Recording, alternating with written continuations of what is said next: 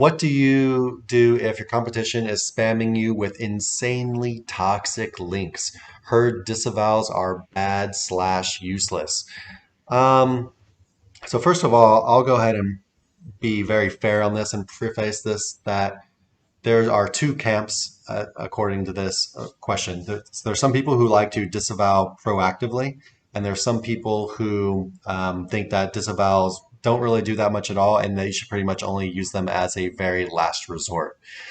Nick and I are in the camp that we basically never disavow, and we only do it as an extreme last resort. Um, there's a couple of reasons for this. First of all, you say your competition is spamming you with insanely toxic links. I feel like for the most part, a lot of the times when I hear people say this and I go and I look at it, I'm like, man, you got nothing to worry Yeah. about. This is like, Yeah. they aren't even like that bad. They're not toxic, or it's just like super low energy, like Web 2.0s or something. And a lot of the times, it's not even your competitors doing it. It's just, and if it was, they probably did some lazy like blog comment attack or something like Yeah, got that. on Fiverr and ordered you some junk with, you know, Exactly. With some ugly exact match anchors. anchors or whatever. Yeah. Um, so also, one of the other big reasons that we don't recommend doing disavows is because I think on the post I commented that 95% of people don't know what they're looking for at disavows, but I think I'd probably have to actually raise that to like 98%, 99%. Yeah. Disavowing, unless you are disavowing something extremely specific, if you're just like going into your backlink profile and you don't really know what you're looking for, like you're gonna end up disavowing stuff that's probably helping you. And yeah, so and that's not and that's on top of like basically I've seen a bunch of times people disavow and just it's just nothing happens. Cyrus Shepard, as a kind of famous SEO guy, did this funny thing recently where he purposefully disavowed every backlink going to his main website. So it's like he took his main website, his website he gets all his traffic on, and it was like, yeah, I'm going to disavow everything. And he did it. He disavowed every single link, sent it to Google, and his rankings went up. He That's disavowed funny. literally every backlink that he had. Maybe it's Um, time for us to change our camp. Maybe it we was like just slight. start disavowing everywhere. So anyway, and they're also talking about like phasing out the disavow tool and whatnot. But there are some cases when I'd recommend disavow. Like for example, there's these like weird k.html backlinks going around lately, and I've actually seen a couple people that I know, like in real life, who've disavowed them and had at least like some moderate success with it. Um, but yeah, in general, I know there's some people out there that are such like big disavow believers. I haven't seen it yet. Maybe I'm an idiot, I think a but lot of people too are OCD and they see in yeah, yeah, Ahrefs or Search Console like a couple of like ugly anchors and they're like, oh, this is keeping me down. And I remember being like that when I was first in SEO, so like for I can't sure. dog it. I remember taking extreme actions on stuff that was a non-concern now that I look back on it, which is natural. But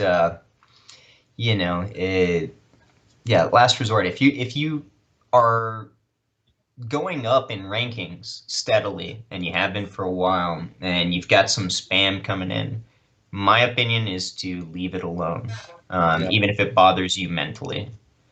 yeah, Now, if you were on a positive trajectory and some competitor found a way to do some real solid negative SEO and is hammering you, and you know exactly which links you're targeting, and you're really good at combing links, and you really understand what a valued link is in comparison to a spam link, which sometimes you might think but you don't.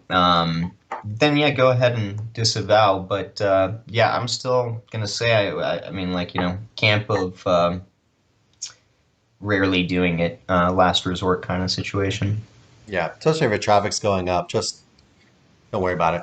Like the only way I would consider it is if like your traffic's going straight down and you've got some crazy Yeah, stuff coming in, and I'd probably hire a professional.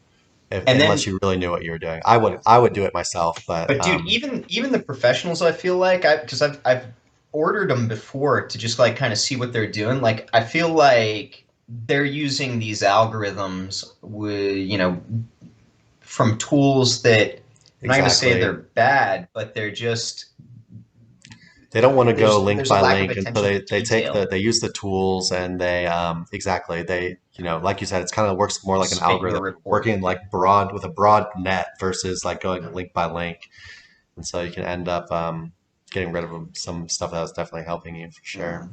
And one last thing, like, insanely toxic, when I imagine, what you're saying with insanely toxic, it's like, Viagra, GSA style spam, things like that. Get That shit ignored. It's gets just ignored. Yeah, I yeah. mean, it's so obvious, So, take it for what it is, but And last I wouldn't thing, worry about it. most people do not know how to do good negative SEO. So unless your competitors are like pretty advanced, like black hats, Casino folks, yeah. what they're doing is not going to hurt you. They're Yeah. just idiots, and they're trying to get a leg up on you. But I wouldn't worry about it. Google will ignore it, and it might even help you. I've seen these toxic links actually help quite a bit because Google's not perfect. So all right. Hey everyone, thanks for watching. Be sure to check the links below for more info on this topic, as well as other cool stuff like SEO case studies, our Facebook community, and our link building services. And like always, please like, comment, and subscribe if you enjoyed the video. Thanks, and happy ranking.